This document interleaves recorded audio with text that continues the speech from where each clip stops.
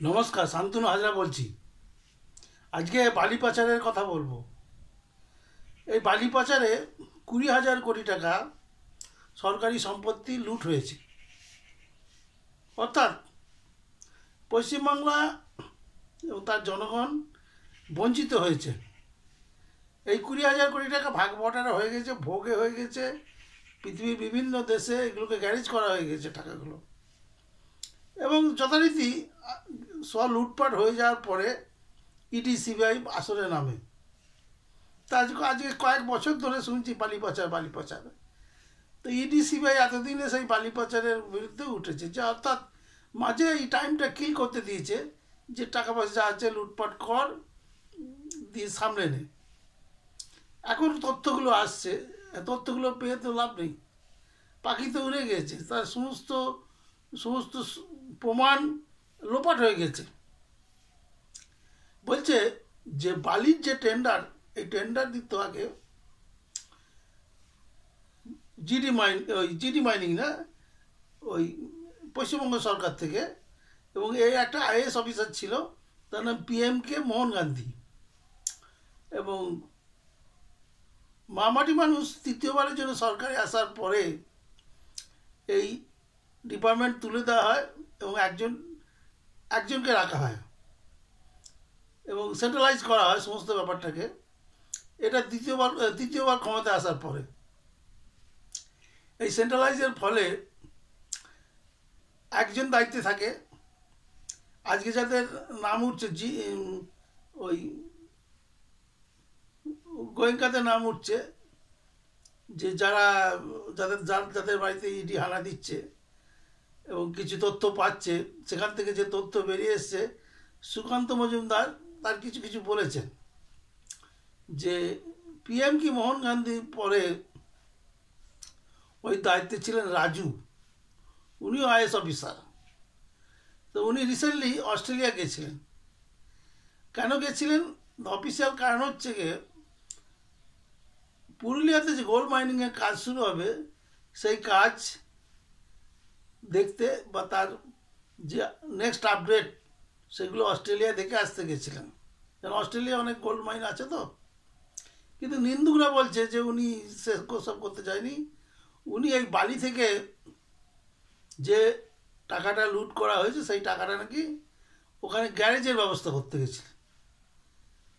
তো আমার কথা না, এটা আমাদের সদ্য বিজেপি প্রাক্তন সভাপতি সুকান্ত মজুমদারের কথা। এবারে এই এই জিডি মাইনিংসকে আজকে ধরছে, কিন্তু গতকাল কোথায় ছিল? ইডি সিবিআই যে ধরছে, ধরে কি করবে? দুটো আসামি জোগাড় করবে।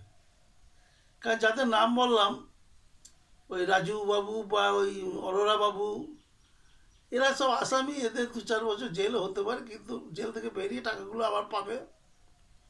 কিন্তু এই পুরো ঘটনার সঙ্গে পশ্চিমবঙ্গের একটা বড় প্রভাবশালী মাথা রয়েছে, যার সঙ্গে গোয়েঙ্কা সাহেবের আত্মীয়তা রয়েছে। তা বয়ে গেল, আত্মীয়তা তো থাকতেই পারে কারোর সঙ্গে। আমার সঙ্গে ইন্দিরা গান্ধী আত্মীয়তা থাকতে পারে, রাজীব গান্ধীর আত্মীয়তা, রাহুল গান্ধীর আত্মীয়তা থাকতে পারে। তো তাতে কি গত 50 বছরে যা চুরি হয়েছে তাতে আমার হাত আছে? কিছুই নেই, কিছুই করতে পারবে না ইডি সিবিআই তো আমরা দেখছি যে ওরা সাধারণ মানুষকে ঠকাচ্ছে, বলছে যে আমরা জিডি মাইনিংয়ে প্রচুর টাকা স্ক্যাম হয়েছে, ধরতে যাচ্ছি। ধরে কি হবে? টাকা তো লুটপাট হয়ে গেছে, ভাগ বটারা হয়ে গেছে। এবং সেসব টাকা ব্যাংকের কাছে হিসাব আছে, সে টাকা রাখা হয়েছে, ইনভেস্ট করা হয়েছে। আমাদের পশ্চিমবঙ্গের নিউ টাউনে আছে ইনভেস্টমেন্ট সম্পত্তি, এছাড়া আছে কোয়েম্বাটুরে আছে, অস্ট্রেলিয়া, নিউজিল্যান্ড, সিঙ্গাপুর, কোথাও বাকি নেই। এত টাকা দেখছেন না এক একজনের বাড়িতে কত কত টাকা বেরোচ্ছে।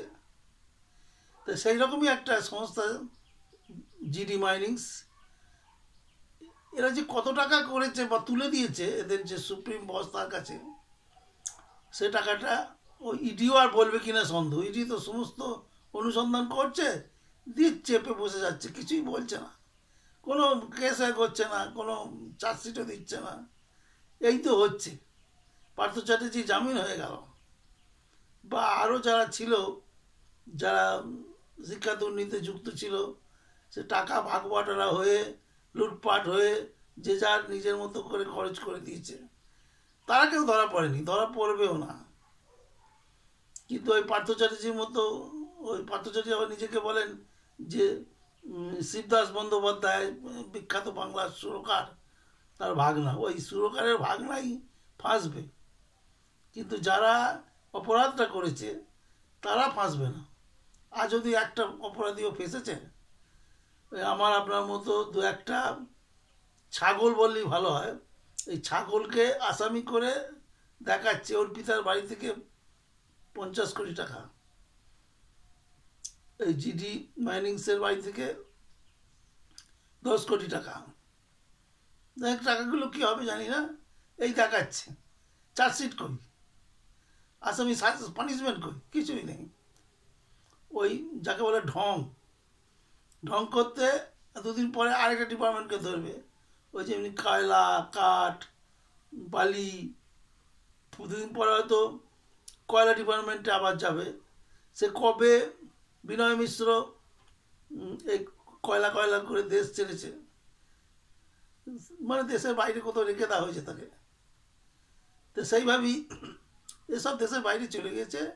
ওই কিছু হবে না, আপনি আমি যা করতাম তাই করব, আর মাঝখান থেকে মজা লুটবে এক শ্রেণী অসাধু ব্যবসায়ী কাম রাজনীতিক ব্যক্তিত্ব।